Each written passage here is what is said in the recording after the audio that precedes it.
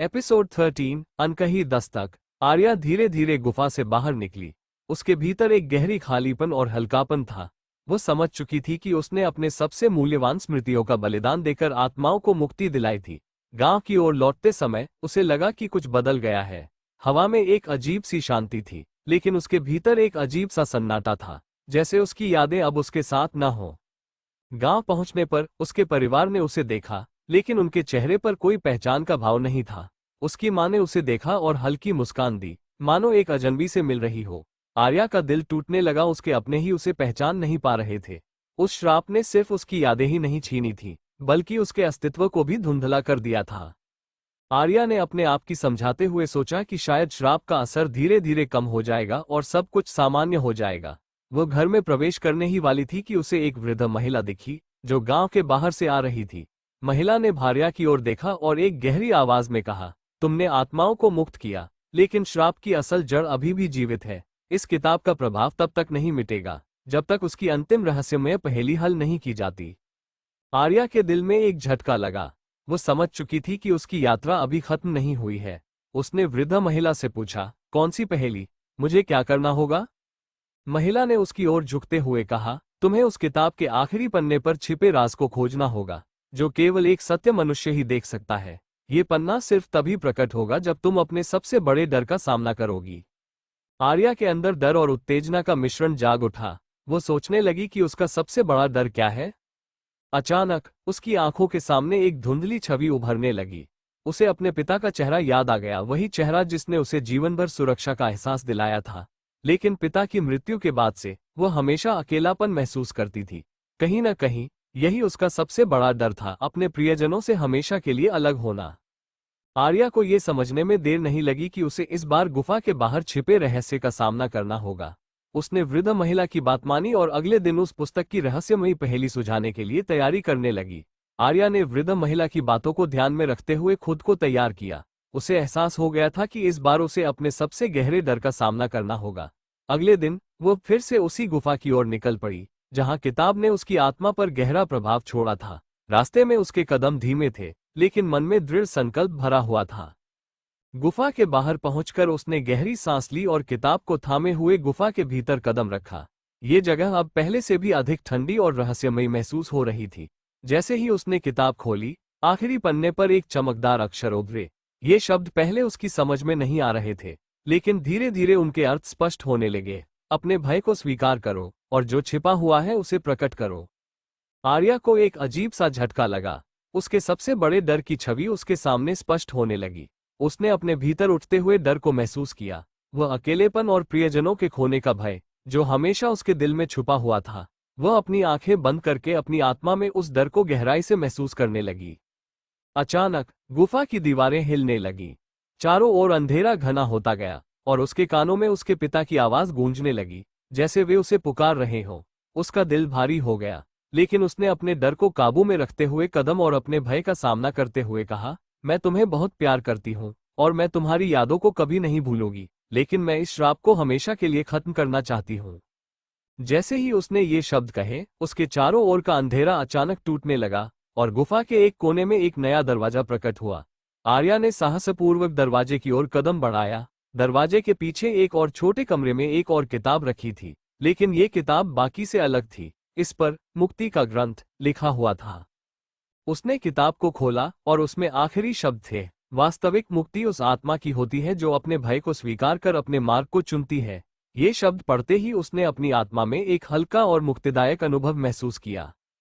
तभी वृद्ध महिला की आवाज फिर गूंजने लगी, आर्या, तुम्हारे साहस ने श्राप को हमेशा के लिए समाप्त कर दिया है। तुम्हारे बलिदान ने हमें मुक्ति दी और अब तुम्हारा भय भी टूट चुका है। अब ये श्राप तुम्हारे परिवार के पास कभी नहीं आएगा। आर्या के चेहरे पर संतोष की मुस्कान थी। उसे अब समझ आ चुका था कि सच्ची मुक्ति अपने भय का सामना करने में है, और उसने अपनी यात्रा को पूरी कर लिया था। गुफा का अंधेरा अब पूरी तरह से गायब हो गया था और वो एक नई रोशनी में बाहर निकली। गुफा से बाहर निकलते ही आर्या ने महसूस किया कि आसपास की दुनिया बिल्कुल अलग लग रही थी। गुफा के बाहर खिली धूप और शांत वातावरण उसे सुकून दे रहे थे। जैसे ही उसने अपनी पहली सांस ली, उसे एक नई ताजगी का एहसास हुआ, जैसे उसने अपने भीतर का एक बोझ हमेशा के लिए उतार दिया हो। वह समझ चुकी थी कि यह यात्रा न सिर्फ श्राप से मुक्ति की थी, बल्कि खुद को पहचानने की भी थी। गांव लौटते समय उसे लग रहा था कि वो अब वही आर्या नहीं रही जो इस यात्रा पर निकली थी। गांव के करीब पहुंचते ही उसने देखा कि उसका परिवार बाहर खड़ा उसकी राह देख रहा था। उनकी आंखों में खुशी और संतोष का भाव था। आर्या की मां ने उसे गले लगाते हुए कहा, तुमने जो किया वो कोई और नहीं कर सकता था। तुमने सिर्फ हमें नहीं बल्कि अपनी आत्मा को भी मुक्त किया है। आर्या की आंखों में आंसू थे, परंतु इन आंसुओं में दर्द नहीं बल्कि राहत थी। उसके परिवार ने उसे वह ताकत दी थी जिससे उसने अपने सबसे बड़े डर का सामना किया। अब उसे इस बात का भी एहसास हुआ कि उसकी सबसे बड़ी ताकत उसका परिवार और उसकी यादें थीं। उसने अपने परिवार को सब कुछ बताया, उस यात्रा के हर पहलू को, आत्माओं के श्राप को और अपनी मुक्ति के संघर्ष को। जैसे जैसे वो अपनी कहानी सुना रही थी, गांव के बाकी लोग भी वहां आकर उसकी बातें सुनने लगे। उसकी कहानी ने सबके दिलों को छू लिया था। यह न सिर्फ एक श्राप से मुक्ति की कहानी थी, बल्कि साहस, बलिदान और सच्चे प्यार की भी कहानी थी। गांव के बुजुर्गों ने उसे सम्मानपूर्वक देखते हुए कहा, तुमने इस गांव की नई पीढ़ियों के लिए एक उदाहरण स्थापित किया है। तुमने हमें दिखा दिया कि सच्चा साहस वही है जब हम अपने भय का सामना करते हैं। उस रात गांव में उत्सव जैसा माहौल था। सभी ने आर्या के साहस और उसके बलिदान की सराहना की। आर्या के दिल में अब डर का नामो निशान नहीं था और उसकी आत्मा को एक नया उद्देश्य मिल गया था। उसने ठान लिया था कि वह इस कहानी को सबके बीच एक सीख के रूप में जिएगी और दूसरों को अपने डर का सामना करने के लिए प्रेरित करेगी। जब सब कुछ शांत हो गया और आर्या अपने कमरे में वापस आई, तो उसने अपनी कलाई पर उस निशान को देखा। यह निशान हल्का हो गया था, पर अब भी वहां था, मानो उसे उसकी यात्रा की याद दिलाने के लिए। वो मुस्कुराई, क्योंकि अब यह निशान उसके लिए डर का प्रतीक नहीं था, बल्कि साहस का प्रतीक बन चुका था। आर्या उस रात अपने कमरे में लेटी हुई थी। हवा में एक सुकून और शांति थी, जैसे सारे डर और अनजाने खतरे उसके जीवन से हमेशा के लिए मिट चुके हों। लेकिन तभी खिड़की पर एक हल्की सी दस्तक सुनाई दी। उसने चौंककर खिड़की की ओर देखा। वहां कोई नहीं था, लेकिन हल्की ठंडक उसे महसूस होने लगी। उसने सोचा कि यह उसकी कल्पना मात्र होगी, लेकिन जैसे ही वह सोने की कोशिश कर रही थी, उसे किताब के पन्नों की सरसराहट सुनाई दी। आर्या ने अपने बिस्तर से उठकर किताब की ओर देखा। वह किताब जो उसने श्राप से मुक्ति के बाद बंद कर दी थी, अपने आप खुली हुई थी। उसके पन्ने धीरे धीरे पलट रहे थे, मानो कोई अदृश्य शक्ति उसे कुछ दिखाना चाहती हो।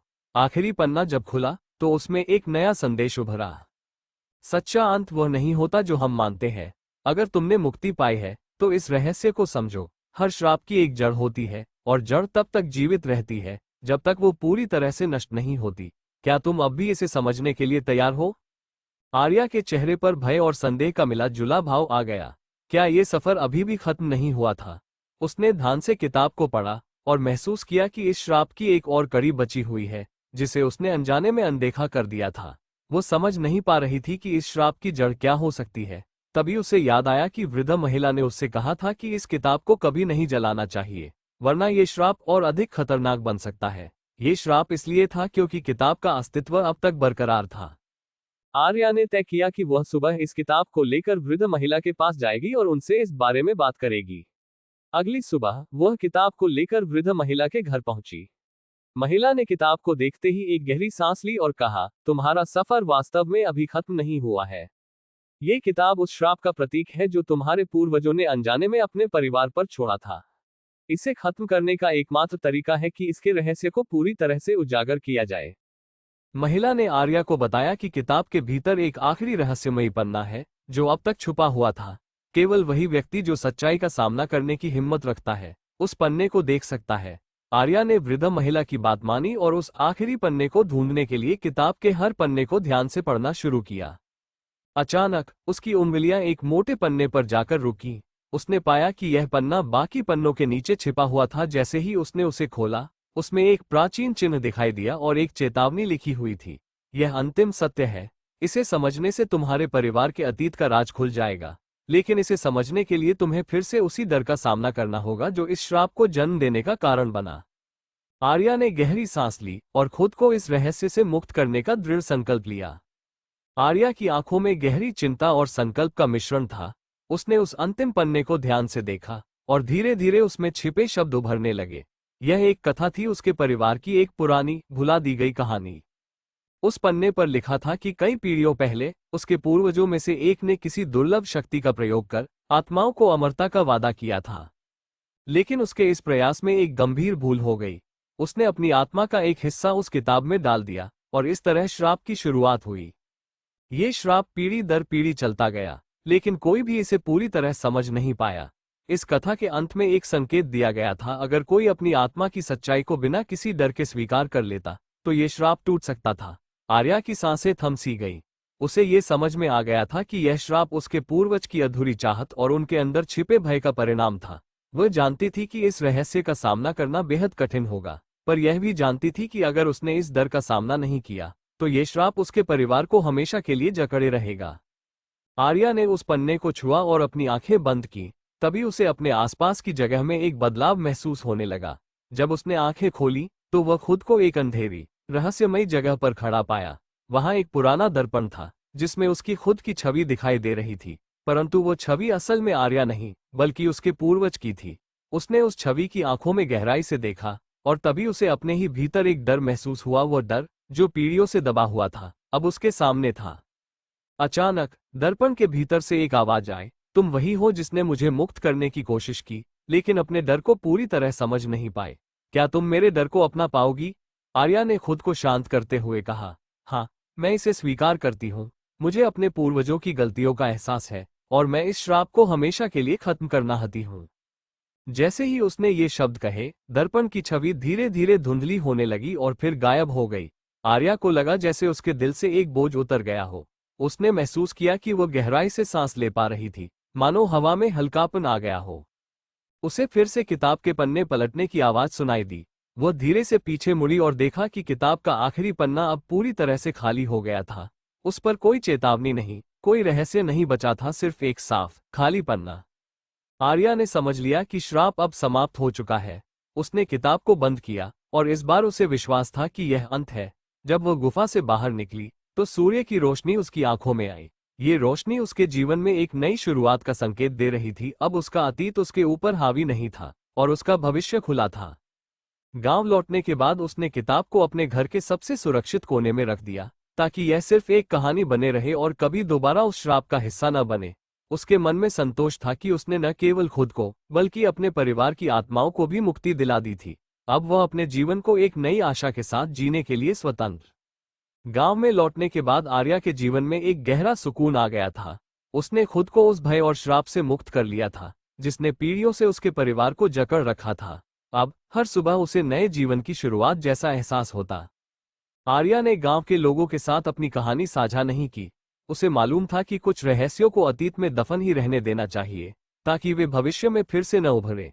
लेकिन उसने खुद को इस अनुभव से सीखा हुआ समझते हुए हर रोज ये प्रण किया कि वह अपने भीतर के डर का सामना करने से कभी पीछे नहीं हटेगी।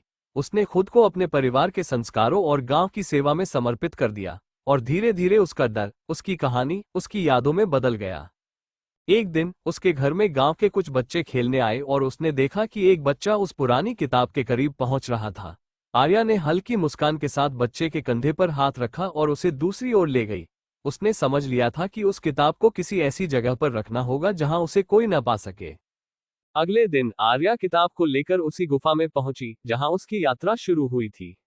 उसने गुफा के सबसे गहरे कोने में एक गड्ढा खोदा और उसमें किताब को रख दिया। उसने मिट्टी और पत्थरों से उसे ढक दिया और फिर एक आखिरी बार उस स्थान को देखा, मानो उसे हमेशा के लिए अलविदा कह रही हो। जब वह गुफा से बाहर निकल रही थी, उसने महसूस किया कि जैसे किसी ने उसके कानों में धीरे से फुसफुसाया, धन्यवाद आर्या। उसकी रीढ़ में एक हल्की सिहरन दौड़ गई, लेकिन ये भय नहीं था, यह एक संतोष की भावना थी। मानो श्राप की आत्माएं भी उसे आशीर्वाद दे रही थी और शांति से विदा हो रही थी। आर्या ने मन ही मन सोचा कि यह अध्याय अब हमेशा के लिए समाप्त हो चुका है। उस गुफा से लौटते हुए उसके कदम हल्के थे, उसका दिल शांत था और उसकी आत्मा मुक्त। उसने अपना सफर पूरा कर लिया था और अब उसका जीवन नई संभावनाओं और नई आशाओं से भरा हुआ था। समय के साथ आर्या की कहानी गांव में एक दंतकथा बन गई। लोग उसे एक अदम्य साहस और आत्मा की शांति के प्रतीक के रूप में देखने लगे। उसकी कहानी से सभी ने यह सीखा कि सच्चा साहस अपने भीतर के डर को स्वीकार करना और उससे पार पाना है। आर्या ने अपनी जिंदगी को गांव और अपने लोगों की सेवा में समर्पित कर दिया और हर रात अपने घर की खिड़की से बाहर देखती, यह विश्वास लिए हुए कि उसका अतीत अब पूरी तरह से दफन हो चुका है।